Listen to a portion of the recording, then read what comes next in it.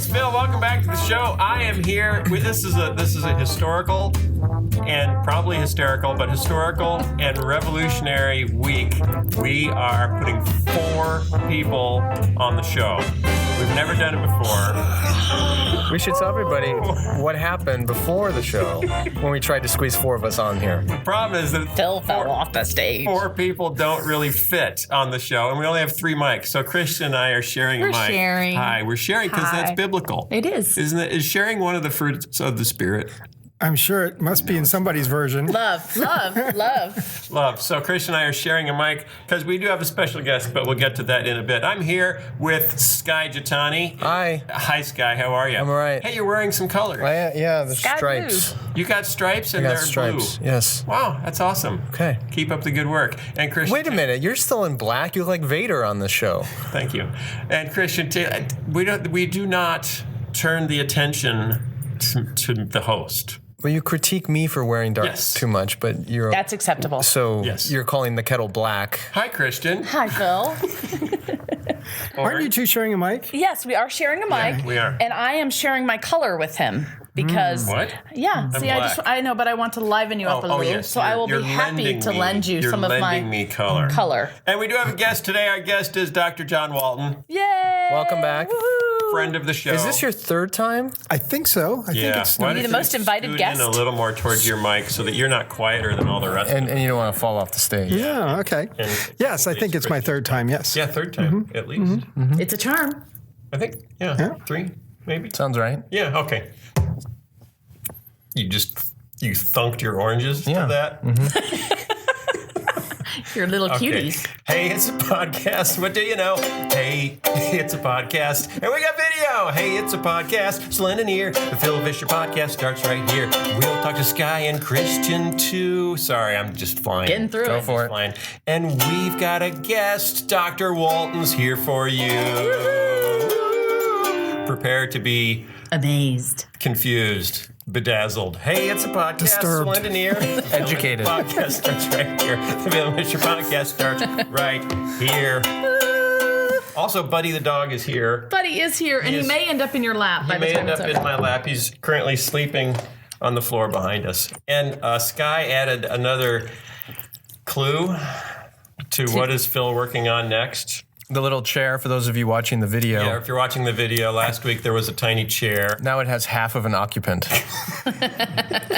This week, is this like when God told Abraham to take the animals and cut them in half and Right. walk So, between the halves? Phil, if you want to, if anyone can see that Yeah, in if the you video. can see that, there's a set of legs, There you go. tiny. Uh-oh. Nope, now there's not. They there fell you out of the go. chair. That's all right. Now you've ruined That's all the right. show. So tiny legs and a tiny chair. What could it all mean? And so if you weren't with us in our last episode, this is a foreshadowing, a harbinger of Harbinger. Harbinger. harbinger. It's a hard G. That. Harbinger? No. Harbinger. Harbinger. Harbinger. Okay. Anyway. Hey, do you need something to give your kids this Easter? Wouldn't Yes. you like a new children's book? Thank you. Yes. This is your rhetorical question. Wouldn't you like a new children's book from your favorite podcast host / voice of tomato?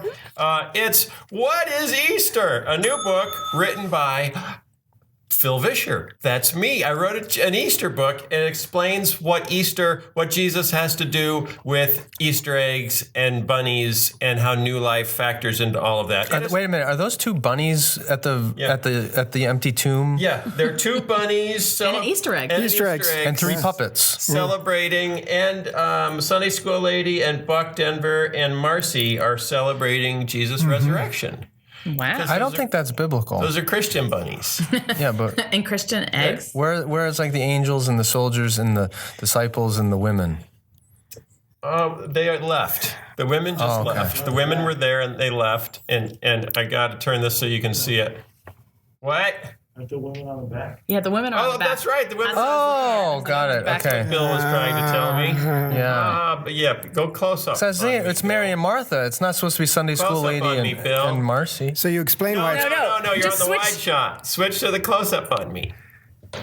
So you explain why they call. Yay! You explain why they call it Easter, right? No. Uh-oh. Maybe not. You should have been the consultant before he wrote the On book. a kid's book, you can do like 400 words. This is not. So he explained how you can how you can bring things together for your kids, so they're not just Confused. horribly confused. Okay, that's awesome. We don't have any news stories we're going to do today because we just did our news stories yesterday. Well, actually, we didn't do news actually stories didn't do any yesterday. We did the mailbag, We did the mailbag yesterday, which was last week, and now it's this week. This next week, which is a whole different week. which is a whole different week, and so we have a special guest rather than waiting for more news, even though we never got around to doing any news. So this podcast will be going up during Holy Week. This is our Holy Week podcast. Right. So if you want to get your kids a new book for Holy Week, go to what'sinthebible.com or amazon.com. If you're an Amazon Prime member, you can get second-day shipping for free, or your local Christian bookstore, and pick up What is Easter from Phil Vischer, your favorite, whatever it is. Yeah, well, they're going to need that 2-day shipping to get it by Easter. I know. We should have done this yesterday. Probably. I mean, last week. Right. Well, what are we talking about today? If we're not talking doing about news a new stories? book. We're talking about a new book. Dr. Walton is one of our favorite evangelical provocateurs. Ooh, Professor that title. Professor at Wheaton College. Professor of Old Testament. What's your official title? Professor of Old Testament at Wheaton College. That's it? Yep. That's all you got? Yep, that's it. You don't have like an honorary endowed chair or No, anything? no. They'll name it after him when he's done. Really? sure. Yeah. Do you think there'll be a building named after you I doubt on it. campus at I doubt some it. point? Unless somehow I'm going to come up with some money to give them to build such a building. Well, From your book sales. Yeah. Okay, so that's a chair. I mean, not an endowed chair, just a endowed chair. like this kind of chair. Okay. So Dr. Walton's last book was The Lost World of Genesis 1, which we talked about at fairly great length a couple of years ago, and has led to lots of continual conversations because it talks about how we read Genesis 1.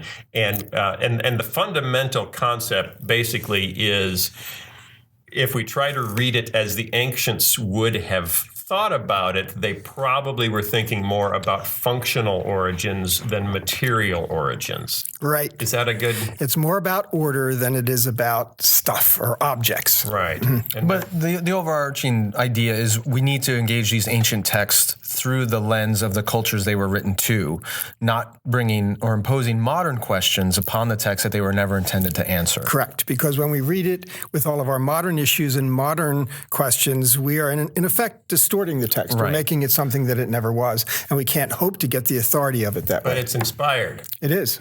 Are you? so it can answer all my questions about everything. But our questions are often not. That's the problem. Well, hold on. Are you saying that it should be viewed more figuratively than literally? No, I didn't no, I'm think not. you were. Thank you, Christian. So, can you explain why that is? The difference, like the splitting of those hairs? I am contending that we ought to read the text exactly for what it was written for. Okay? Lots of times with the literal and figurative discussion, it's kind of how we want to read it instead of how it was written. I want to. That's a great idea. I love that. Did I give a blurb on something? That was not taco. I don't know. That was Philo, the laptop. My wife is driving down from Minneapolis today, and she's Pinging you. She's pinging me. Yeah. Is she All right, so- texting while she's driving? Is she doing that No, figuratively? no. Figuratively or literally? Yes. Yeah, okay. Both. Okay, get back to what you were saying. So it's not like figurative and literal are the only two choices, or that they actually describe what we're doing. We're trying to read the text as it would have been intended to be read by the human author who was endowed with authority by God to write it. And so in that sense, if the author intended it for it to be read kind of in a word-for-word, non-figurative way, we want to read it that way. If the author intended it to be understood figuratively or symbolically or allegorically or whatever else it might be, we should read it that way. The author's the one that's been endowed with authority from God, and we read it the way that he intended. So the trick is to figure out What he intended. what he intended. Yep, that's always our goal. Can't go to the authors and ask them. Correct. Because they're dead. That's right. That makes it tricky. Yeah. But see, we're not trying to psychoanalyze them. We're assuming that they are competent and capable communicators.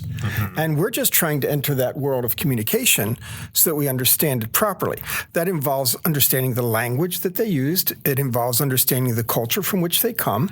And those are the things that help us to kind of get on the same wavelength as the author. And some people have criticized your conclusions by saying, but this isn't how people have generally read this for, the last 2,000 years.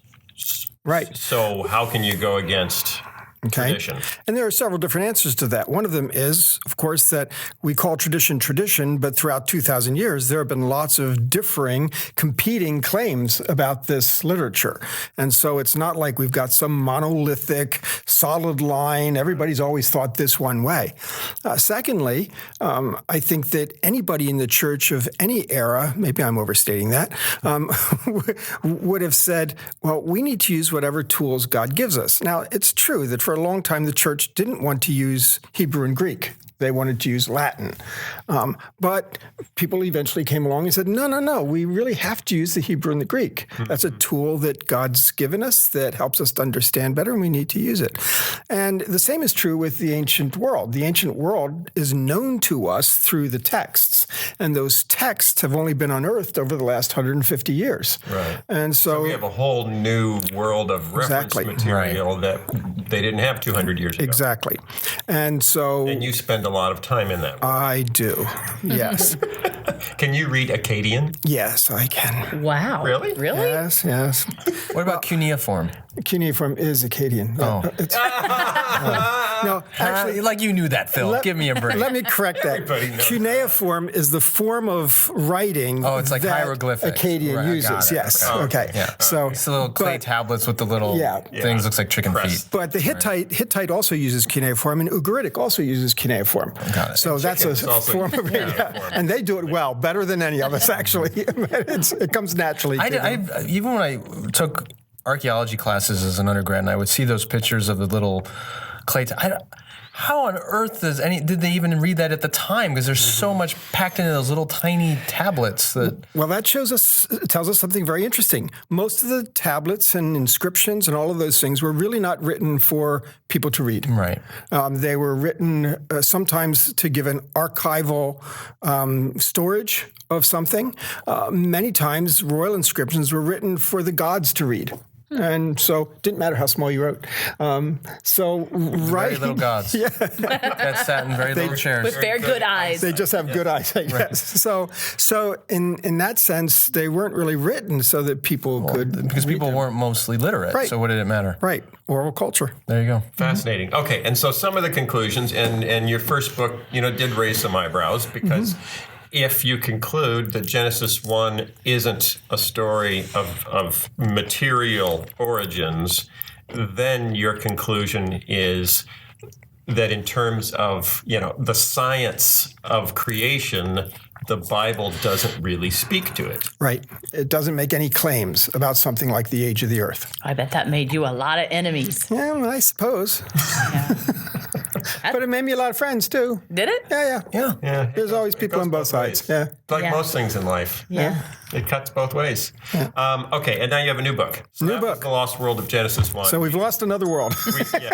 we found another lost world. Is your next one The Lost World of Atlantis? No, that's not on the. Not Is on it the chart. lost world of Noah? Some people would like me to write a Lost World of the Flood. I don't know if that's going to happen yet or not. The new book is called The Lost World of Adam and Eve. What could be controversial about that? Okay. Most everything. Subtitle is Genesis 2 and 3 and the Human Origins Debate. With contributions by N.T. Wright. That's right. He did not contribute to. No, he didn't. No. I asked him to. Yeah, He said, "No, I'm busy writing about Adam and Eve for John Holt, who is more scholarly than you are." Okay, so let's get into this. The new book. One thing that was key as I was reading it like the night before last, trying to get through it, is that as you interpret this stuff, that you believe some Hebrew words we can oversimplify in how we interpret them, that we may pick, even in translations that we use, that there's more nuance or more ways to apply a Hebrew word than we let on. Yeah, the basic key is that, a Hebrew word and its meaning cannot necessarily be reduced to an English word. I mean, it's how it is in languages. Why? Because different languages and cultures organize their thinking in different ways, and the language is a reflection of how they've organized their thinking and expressed themselves. We know very well that there are words in Hebrew, in biblical Hebrew, sometimes even common ones, that we have no suitable English translation for. Like Hesed. Exactly. Yeah. Which means? Depends how you translate it. That's the problem. We can't tell you. It has to do with covenant love and loyalty. It's often translated love or charity or loving kindness or things like that. The love of the Lord, you'll sometimes hear that term. Is it sort of like, I speak Spanish, and in Spanish the word together is juntos. And in that word, to me, it like encapsulates more than just the English word together. Right. Sure. So Absolutely. it's that concept. Right. It means together with nachos. Juntos just is more complete understanding of together than together. This is part of the reason why traditional Muslims don't like the Quran to be translated out of Arabic, because any act of translation in their view is an act of violence. Corruption. A corruption of the text. So, And some of the key words that you think can trip us up in the first few chapters of Genesis are the words that are often translated into create and to make. And form and things of that sort, yes. Yeah, which the words are bara Bara, and asa. asa, and yatsar, What's that one? formed. Oh, okay. Okay. And those we typically... Well, we typically assume, because of our worldview and our culture, we typically assume that those words are material in nature, that they deal with material activity, bringing some kind of material object into existence. We attribute to them a materiality. After all, when we have the phrase, God made whatever it is, we say, see? See, that's a material thing. He made the stars, there they are. Right. He made the... But that's an assumption on our part that Hebrew verb asa is really covering that same territory. Right. And you say it can also be translated as provided. Sure. I mean, God makes garments for Adam and Eve. Okay, so what do we think he did there? He sat down and he sewed them with a needle and thread. Yeah. No? Yeah. See, well, but you're saying it could be he provided that. there's all kinds of processes, right? Processes He provided involved. the animal for them to skin. Who knows? Or the leaves. So what I've concluded in that chapter is that verb asa, which we typically, when you learn Hebrew, it's one of the first verbs you learn, and you learn that it means to do or to make. Well, those two are very different things in English, to do and to make. Yeah. And the word occurs some 2,600 times in the Hebrew Bible, so it's very difficult to look through all of them. And You have to get it in the context to understand. Yeah, exactly. Right. But what I've demonstrated by accumulating all of those different occurrences is to say this verb asa means that the person who's the subject, who's doing this asa, is somehow, somewhere along the line involved in a causation process, whether it's acting, doing, or whether it's making, but it doesn't indicate direct causation. It could be direct causation. It could. But not necessarily Right. direct causation. Exactly. So we can't say, well, wait a minute. It says God made. Well, God made you and me. The Bible says that too. Right. Same verb. So what's God's role? But that doesn't imply that he was our creation was limited only to his direct Correct. action. There's Exactly. obviously other agents involved.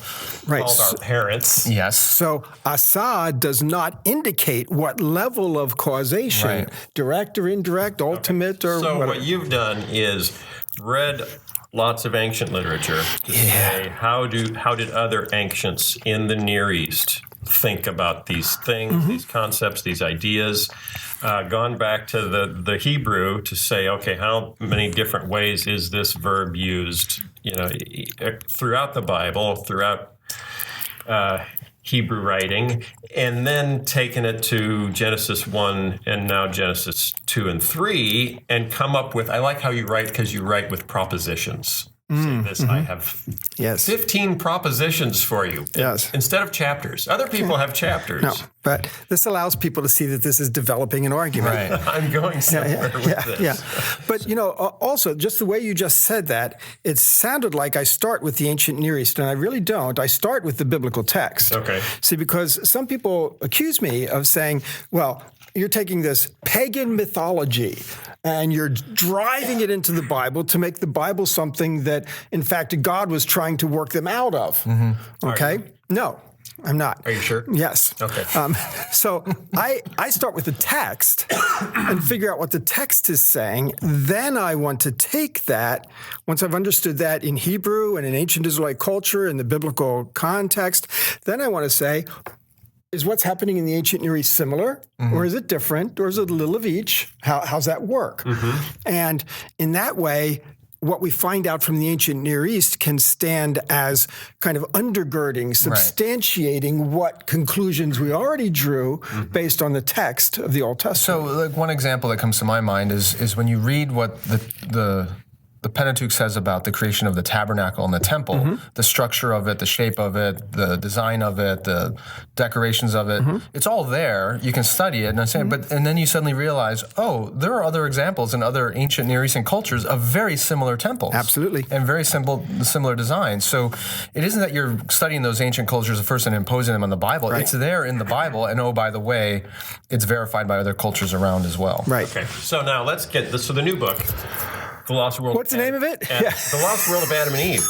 Available now on Amazon. Yes. And at your local Christian bookstore. And you can get it in 2 days. And you can get it in 2 days if you're an Amazon Prime member. Yeah. If you're giving it as an Easter gift. An Easter gift. Put it in your Easter basket. Send them together. One of these two books will offend no one. Go ahead. I don't think that's true. I think some people are going to have a problem with your book as well. I have a problem with bunny rabbits. Bunny worshiping Jesus. Painted eggs, on the cover. You just want to split hairs. I split the last of my hairs a long time ago. No, your hair's just So split. this book is about Adam and Eve. That's eerie. So let's start with the first proposition that makes you go, oh, wow, okay, unpack that. Proposition number 6, Adam, the word Adam is used in generous 1 through 5, Genesis 1 through 5, in a variety of ways. That's true. What does that? I agree entirely. Thanks for making that point, Phil. Hey, this isn't me. I'm not saying this. What do you mean, a variety of ways? Well, for instance, sometimes it has the definite article on it. Now, in English, right, the. And, Adam? Yeah, which means that it's not a personal name. Hebrew does not put definite articles in a personal name, just like English doesn't, except the Donald. What about the edge? The edge? Yeah. Yeah, Bono's. From U2. The Sting. Yeah, see? No, he's not the Sting. He's just The Sting. Oprah. The Donald. Yeah. Donald. The E Street Band. The Queen. Yeah. Queen. So, yes, Hebrew does not do that. And therefore, when it has a definite article, which is just about every occurrence in Genesis 2 and 3, this is not the guy's name. It's talking about a human. That's what Adam means in Hebrew. basically. Right. He's the man. Right. So Adam is a Hebrew word that means human. Right. Are you guys really saying that in Hebrew it's pronounced Adam? It is. It, yes. it is? it Oh, is. see, I thought you were just being silly. And Aveh, Oh, it is? that's Eve. Chava. Is it? Yeah. There's a chet on there. Yeah. The chet. Chava. Yeah. You need phlegm to say Chava. the name of Adam's wife? Okay. So the Adam. And But Adam didn't call Eve Chava, and Eve did not call Adam Adam. how can you say that? How can you Those say were that? their names. Here we go. Yes, but those are Hebrew, and Hebrew did not exist until the middle of the second millennium. So there was no Hebrew, and therefore they couldn't have called each other by Hebrew names, just saying. That's a good point. See, that's kind of a That's brain, like mind-blowing. That's a brain blower right there. So Adam and Eve. So what do you think they called each other? named- If it was Adam and Steve, we're in big trouble. That's universal, all languages. Yeah. So, okay, Adam and Eve were not called Adam and Eve until The Hebrews gave them names. the Hebrews wrote this story down. Right. Probably. I mean, maybe they translated. But you said it's mostly written with the definite article. So Yes. even there, it's not the Right. names They didn't Adam and give Eve. them names. Right. It's more the English translations. What are the implications of that? Well, it's just to recognize that we've got an Israelite account written to Israelites at a particular period.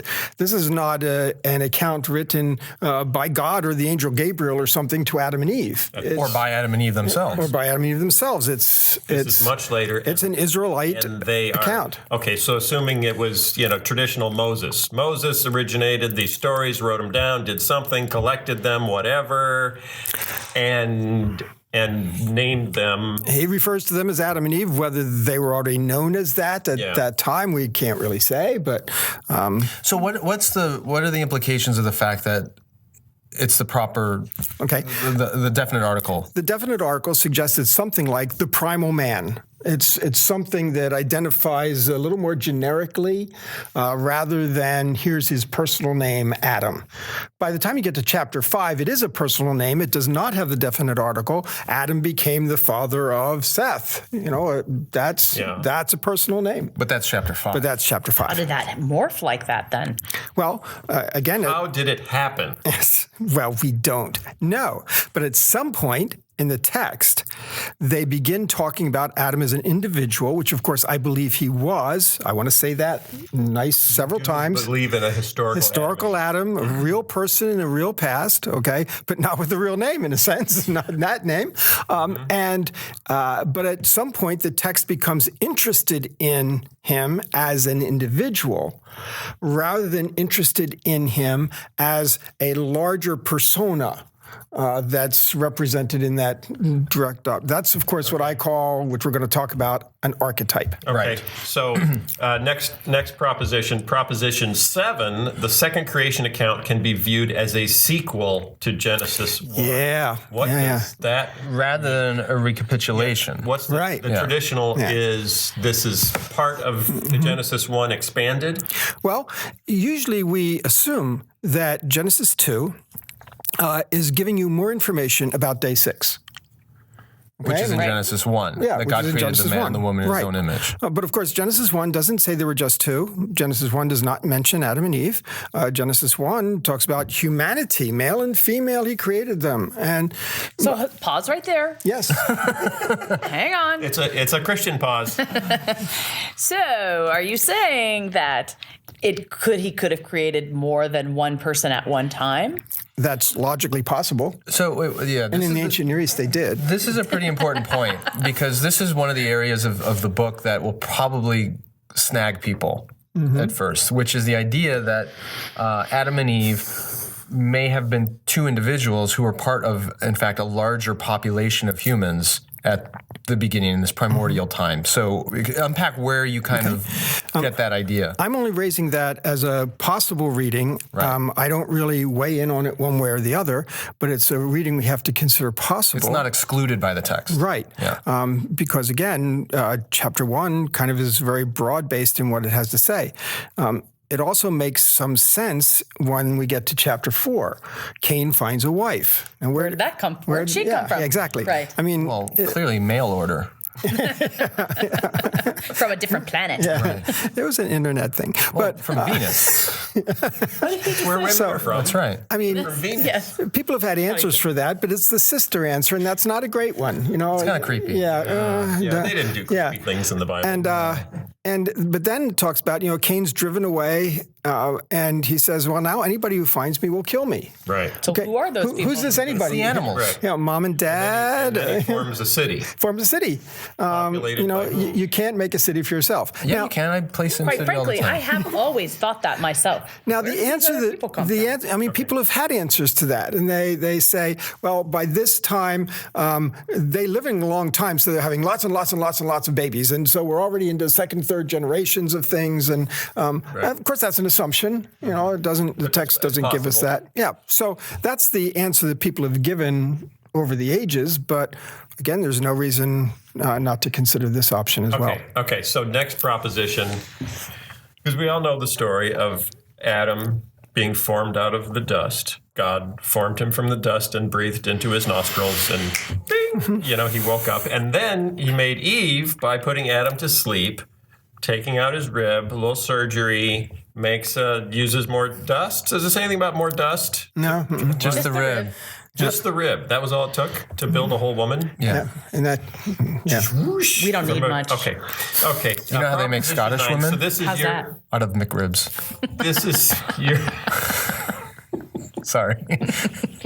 This is your proposition. Forming of humans in ancient Near Eastern accounts. Oh, I'm sorry. Forming from dust and building from ribs are archetypal claims, not claims of material origin. Unpack. How do you substantiate that? Oh, okay. Yes. How do you unpack that? I unpack that again. First of all, by looking at the words. When it says that God formed Adam from dust, again, we've already established formed is not an inherently material word. It can be material in nature, but it's not inherently so. Zechariah 12:1 says that God formed the human spirit within us. But then you have to ask, okay, what's going on with dust? When we read it as moderns, one of the first things we think about is chemistry. Dust has this silicon kind of thing, and These are the properties. People are made from stardust, kind of in the Big Bang there, and they start thinking chemistry. But wait, the ancient Israelite audience and author are not thinking about chemistry. Their periodic table is very small. They have 4 elements. Yeah, are they still in the earth, wind, and fire? Yeah. So they're not thinking chemistry. So we shouldn't think chemistry. Okay. Why does Earth, Wind, and Fire, the band, not have water? Why did they pick 3 elements, not He kept running away. 4? Water kept running away. The 4th. Yeah. He was corrosive. What a drain. So sad. This whole thing is sad. Okay, wait a minute. But So my assumption had always been that, when you have a dead body of any fleshly creature, it eventually, especially in an arid and dry climate, it turns to dust, Exactly. right? It deteriorates. Exactly. So it's Came into dust. exactly. Genesis 3:19. So it would be natural for them just working backwards that, well, this must be what we are made out of. Sure. But God's breath and life needs to be put into us to make us alive. Exactly. So dust pertains to not chemistry, but mortality. Right, but couldn't it also be the physical stuff? Not just the but concept. Why does the text ever mention the physical stuff? Not because of chemistry, but because of mortality. Right. And I'm a little lost on that yes. one. Mm-hmm. Okay, so what you're saying then is the word dust in Hebrew mean actual dust? Yes. First of all? Yes. Yes. So you're saying when Not they clay. So you can't shape it. Right. just powdery stuff. Yeah. So you're saying when they said made out of dust, it's that they died, they turned into dust, and so that's what we're saying they must have used to make us. Or is it just an introduction of the concept It's of mortality? saying this is clearly what you are because you turn back into it. But it does introduce mortality. And again, that's how dust is used for human beings throughout the Bible, Old Testament, New Testament. It's when they put dust and ashes on themselves, it was a sign of mourning and death and all of that. Mm-hmm. So that's a Near East. Sure. Yeah, I mean, Ash Wednesday, we still do that as a But it's in symbol the of our Bible, own too. mortality. Right. I mean, Sinfulness. Paul, 1 Corinthians 15, the first man was of dust and all are from dust. I mean, this is what we are. Well, and it sounds like it was the language that they talked in a lot. Like that was a very common. Right. Okay. So, So the implications of that Are okay. I believe you jump to the implication that humans, get ready for this, Christian. all right. That humans in the Bible were not created immortal. Correct. Dum, dum, dum. Really? What leads you to that? Well, first of all, they're made from dust, and that's the stuff of mortality. Secondly, the first thing that happens, God sets up this garden, and he puts in it a tree of life. I knew that. Immortal people don't need Need it. a tree of life. Right. And so, logical. right from the start, I mean, the insinuation is that they have a need of a tree of life, which means that they are indeed mortal. Now, most people decide that they were not created mortal because they think Paul says otherwise. So when Paul says in Romans 5 that people are subject to death because of sin, they conclude that therefore before sin they did not die. But that's not what Paul says. This is a huge issue. Yeah. It is. You know this, right? Yes, I This is do. a huge issue. This Oh, is I don't see a problem I think with we this have at all. to. We need to step back in case the lightning comes. Right? This is a huge, but this is also one of the arguments for against evolution is that there can't have been evolution because that would mean there was death Right. before the fall. Exactly. And there can't be death before the fall because death was a result of the fall. Right. Dr. Walton. what Paul says is that we are subject to, we as human beings are subject to death because of sin. Now, go back to the Garden of Eden scenario. They arguably, what I'm suggesting, they were created mortal, but they were given a tree of life, which means that they were given an antidote, a remedy. Okay? But they were told not to touch that root. No, that's the tree of knowledge of good and evil. That's Right. the wisdom tree. They had Two trees, remember? What? 2 trees. There's two There are trees. 2 trees? Yeah. Seriously? No, seriously, I'm so sorry. Okay. We gotta Really? take a Christian pause. Okay. Wait, I really only thought there How was many one fingers tree. am I holding up? There's 2 trees in the The garden. deal is okay. Remember, because after they're kicked out of the garden, they're barred from getting access to the tree of life. They eat of the tree of wisdom, the tree of knowledge of good and evil. And they're prevented from accessing the tree of life. I thought that was just like some sort of text mix-up or something, and then I really thought I don't know. I really only thought there was one and then tree. at the end in That's Revelation. what my books all have. They just have one tree with the apple on it. So you're just looking at the children's Bible pictures? Is that it? And it's not an thought it apple was the either, by the way. It's not an apple. Okay, so hang on. So they pomegranate. ate from the knowledge of good and evil. Right. But The wisdom tree. The wisdom tree. But there's a life tree. Yeah. I didn't Right. know that. Okay. And only the life I'm tree feeling shows really up in Revelation? stupid. Yeah. Correct. Okay. Right. So wisdom. Oh, we see, have it it's there? already have it, yeah. Revelation. That's why. I haven't gotten that. So they have the remedy there, the tree of life, which is an antidote to their mortality. Their dustiness. When they sin, It's like the Swiffer. then they're kicked out of the garden. The mean, nasty cherub guardian is there blocking the way, so they can't get to the tree of life. And that is explicitly what it says. They can't get to the tree of life. That means that they're now subject to their mortality, to death, because of sin, because sin brought them loss of access to the tree of life. Now, hang on 1 minute. Talk to Paul, don't talk to me. Hang on. Christian and 1,200 other people just said. Now, hang on just 1 minute. So, are you implying that before the fall, every day they would go and eat of the tree of life, and that's how they kept living? No, I'm not implying that because I don't know. But the tree of life was available to them. It was not prohibited. Right. So I don't know what they did or didn't do. I can't tell unless the text May tells have me. made a lotion out of its fruit and rubbed it on like They still sell it down at the Dead Sea. But one thing we do know for See Chavav, he'll get it for you. it is they did shut that door and they couldn't get back into Right, the tree right. of life. Exactly. Which is why it makes such poetic imagery at the end of Revelation when the way is opened and the nations have access to the tree of life, and it says its leaves are used for the healings of the nation and all that. That's all in Revelation because the way's been opened again. Right. Which is why everybody is after, like the garden and the fountain of youth, right? That's not in the Bible. No, it isn't. But it's sort of the same thing. Like, everybody's It's immortality. They want this immortality. They're chasing after this. When Jesus says, I am the way, the truth, and the life. So in the next proposition. Yeah, what's the next proposition? Because we didn't get through that one very Yeah, much. well, okay, I have a question based on the whole Adam Eve thing. So the traditional reading is God creates Adam, and then later he puts Adam into a deep sleep and does some kind of physical surgery on him, removes his rib, Again, traditional understanding, even though the language isn't quite right. Watch me pull a woman out of your rib. Right. And then takes the rib and forms his companion, Eve, out of it. And then they wake up and here you go, marriage. But you have a different interpretation. Indeed. And this is the one that I think that combined with the that there may have been other human beings other than Adam and Eve. This is the other part of the book that I thought people are going to flip out about. Oh, they can find all kinds They're of going to things. think you're crazy. Yeah. No, I think it's a point of view that really needs to be grappled with because All it's right, an let important. me hear this one. Okay. Go ahead. Okay. This translation, rib, where do we get it?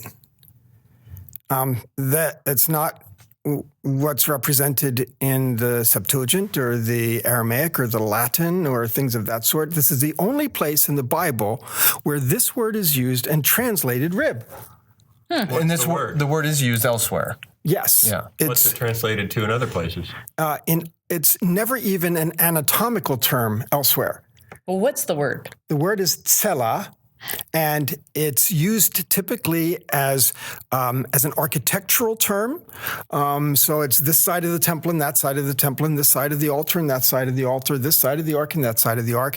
It refers to the side of something, and typically when there are two of them. Okay, so when this says that God took one of Adam's sides, not one of his ribs, there's no reason to translate it rib. So where did the rib translation originate? Do you know anything about that? No, I don't know who did it first. I do know the rib that salesman. as early as the 3rd and 4th century AD, some of the rabbis were already arguing about it and saying, no, it can't be rib, and that it was side. So this argument goes way back. So it means side more appropriately. Side. So we talk about a rack of ribs. We talk about a side of beef.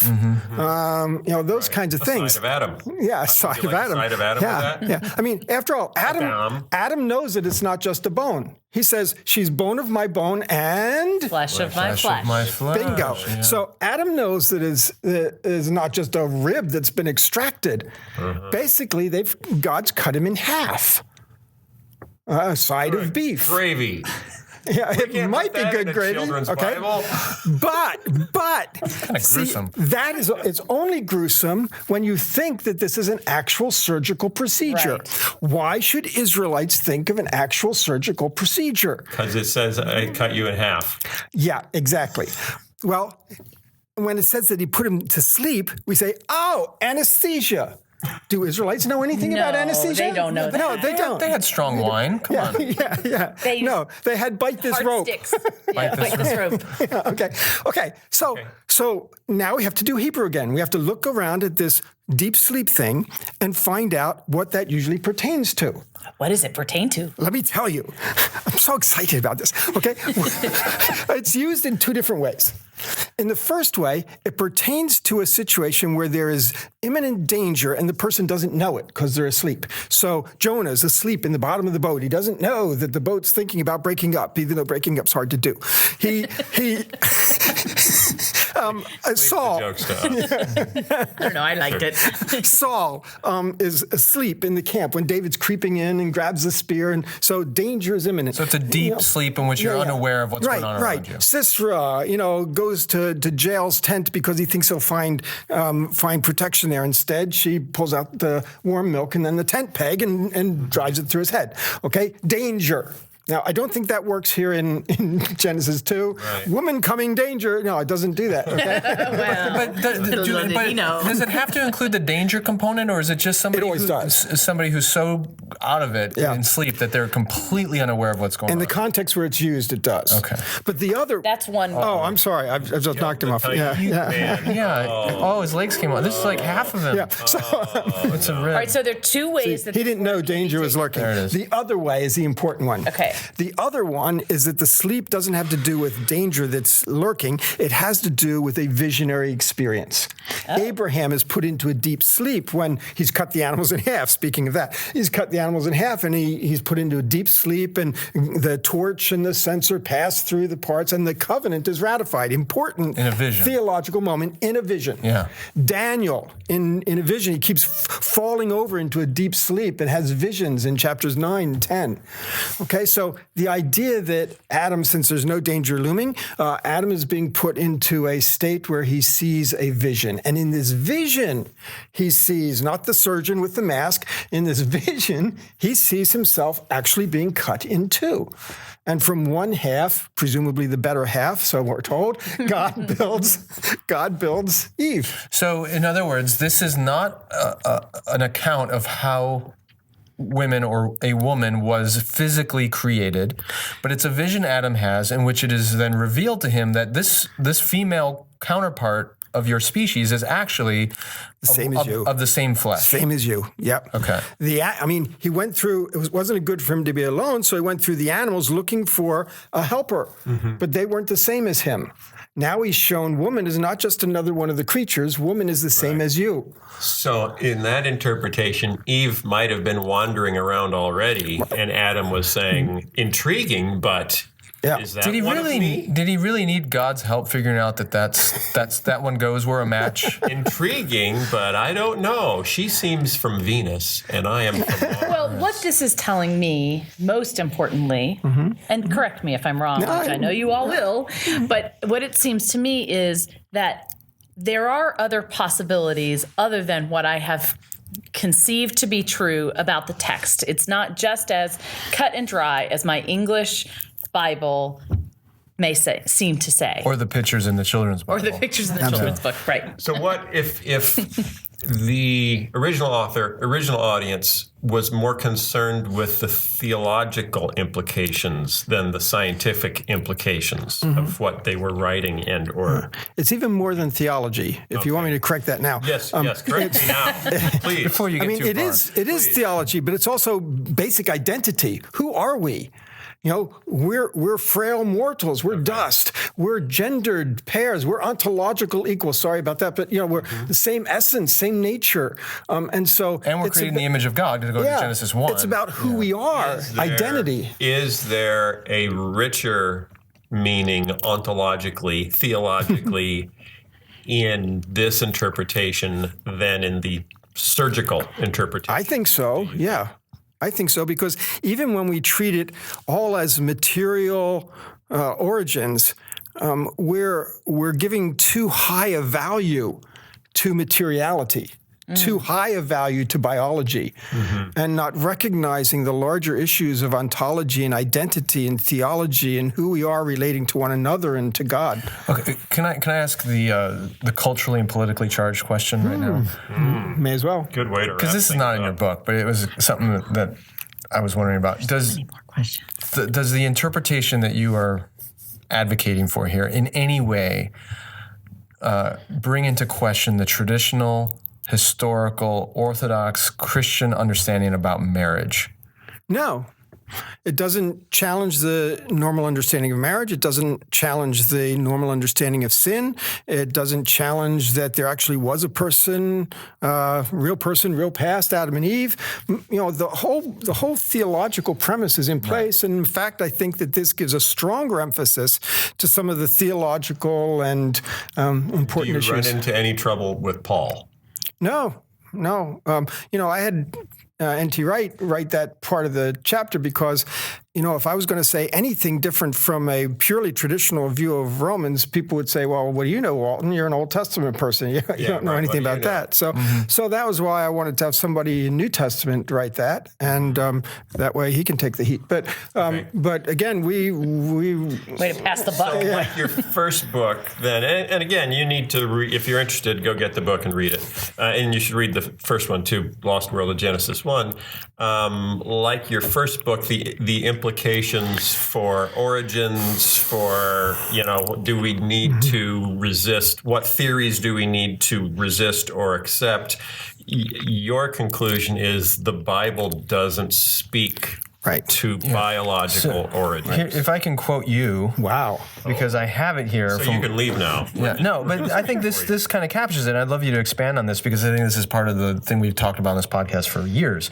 You write, I've suggested that one can accept the historical Adam without thereby making a decision about material human origins.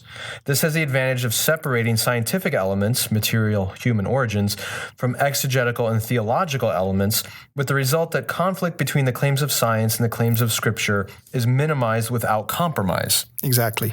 So, Can you unpack that for me? in other words, you can believe in the accounts of Genesis 1, 2, and 3, and in no way feel like you're not in line with what science may reveal. They can both be They true. can exist together. Right. I'm trying to examine what claims does the Bible actually make, not which ones we have traditionally thought when we come at it from our modern or traditional viewpoints, but what claims does the Bible actually make? And we can be helped to see that when we look at it in the ancient world. When we look at those claims, then we discover that there are not competing claims made in the Bible on these kinds of issues. And therefore, there's some freedom. That doesn't mean the science is good science. Maybe you'll like it, maybe you won't, but you can't say, I can't accept that science because the Bible says something contradictory. You're actually saying something the Bible doesn't say at that point. Exactly. And people who respond immediately, but Paul says there's no death before the fall, and that animals didn't die, and that nothing died, and it was perfect. That world was perfect. Because you do make the point that it appears for your reading that when God says it is good, He's not saying it is perfect. Again, Hebrew, the word for good is not the word for perfect. And it's clear that when he gives the cultural mandate in Genesis 1, 27, 28, and he says, fill the earth and multiply and subdue it, that there is more that needs to be done to complete There's the goodness. more chaos. There's a whole other topic Yes. of chaos. Yeah. But and if the order. world was perfect, there would be nothing for Adam and Eve or whatever subdue. humans existed to do Right. except sit around and enjoy Right. paradise. But they are Okay. clearly called to cultivate more goodness out of the earth. Wow. This is so deep. My mind is hurting. And we didn't even get to the garden or the trees or the serpent or anything. Oh yeah, the No, sacred you space. have to come back. So we might have to have you back. Okay, we will get some feedback. Give us your feedback. What do you think about this? Do you think Dr. John Walton is out to lunch? What are we having for lunch? Figuratively or literally. Too late. Sky already ate the oranges. So Side let of us ribs. know, and we will have him back and continue this discussion after we have a spring break. And I will try to summarize everything we just said. Good luck. Hey, buddy, can you conceive what Dr. John Walton said about Adam and Eve? Oh, do you think it's really possible that Adam and Eve were historical, but also archetypal, which is complicated, but I can pull your brain a little, and we can learn about death and sin and life and wisdom and trees and what else do we need? Chaos, Dust, order, and disorder, and dust is all about mortality. Oh, I think that, come on. That's a new reality. Oh, that was brilliant. That's a new reality. And we learned a lot from John today. And hopefully he'll come back again after he briefly goes away. And you can give us your letters and we'll ask him to answer them profoundly. Thanks for coming, John. Thanks You're so welcome. much. Great to be All here. right. See you all next time. Bye, everybody. Bye, guys. Bye.